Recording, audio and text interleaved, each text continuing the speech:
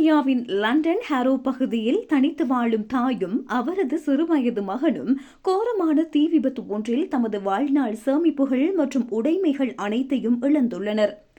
அனியா எனும் அந்த பெண்மணி வேலைக்கு சென்றிருந்த நேரத்தில் அவரது வீட்டில் எதிர்பாராத விதமாக தீ விபத்து ஏற்பட்டு உள்ளது. மின்கசிவு காரணமாக இந்த தீ விபத்து ஏற்பட்டதாக தெரிய வந்துள்ளது.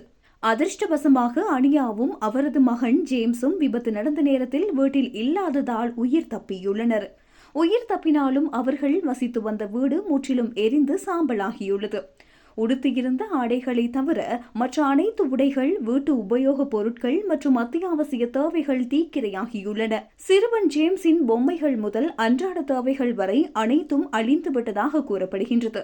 தனியொருவராக நின்று தனது மகனை வளர்த்து வரும் அனியாவிற்கு உதவும் வகையில் அவரது சகோதரி காசியா தற்போது GoFundMe தளம் ஊடாக நிதி சேகரிப்பு ஒன்றை தொடங்கியுள்ளார்.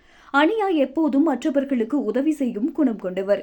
இன்று அவர் அனைத்தையும் இழந்து நிற்கின்றார். அவர்களுக்கு தேவையான அடிப்படை வசதிகளை மீண்டும் பெற்றுக் கொடுக்க உங்களால் முடிந்த சிறு உதவியை செய்யுங்கள் என அவர் உருக்கமாக வேண்டுகோள் விடுத்துள்ளார்.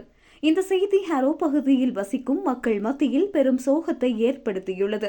பாதிக்கப்பட்ட இந்த குடும்பம் மீண்டும் தங்கள் வாழ்க்கையை தொடங்க நிதி உதவியோ அல்லது அத்தியாவசிய பொருட்களையோ வழங்கி உதவுமாறு கோரப்பட்டுள்ளது.